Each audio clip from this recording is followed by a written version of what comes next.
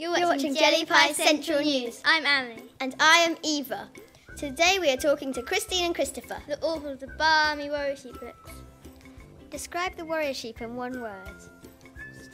Balmy. Why did you choose to make them sheep? Well, sheep are funny.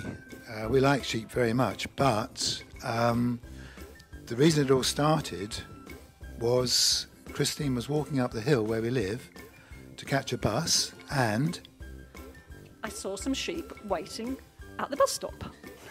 So that's why. So that sounds really silly, doesn't it? And what's happened was the sheep were in the field, and beyond the field was a road with a bus stop.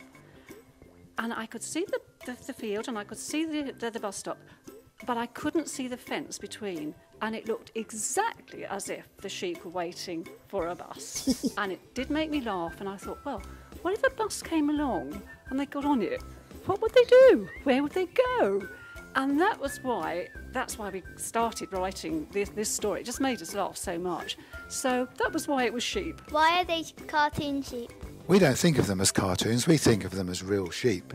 But obviously in the drawings they have to be a little bit larger than life. You couldn't just put a photograph of a sheep on the front cover of a book because it would look like a textbook about sheep. So you've got to give them a bit more life and colour.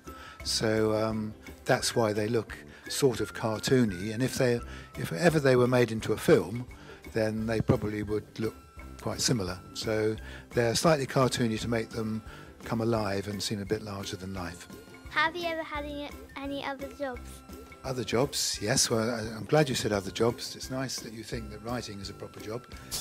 Before I wrote books with Christine, I used to write for television. I used to write television detective stories.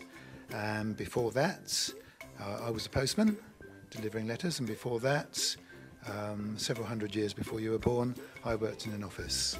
But Christine has had other jobs as well, and she'll tell you about those. I have 3 children, which I brought up, and I really thought it was a very important job too.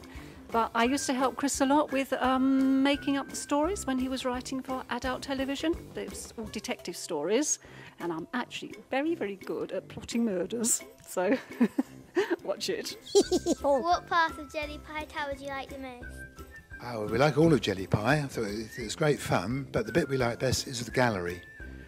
Because on the gallery we see real people, and we see the people who actually read the books, and it's really good for us to see and hear what people on the gallery have to say, because they're our readership, and it's really nice for us to just know there are people out there who are actually reading the books. So we like the gallery best.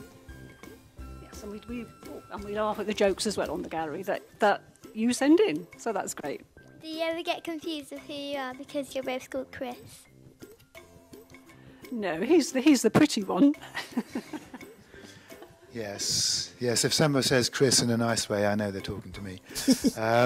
No, we don't really get confused very much. I can still just about see well enough to recognise Christine, and she can see well enough to recognise me.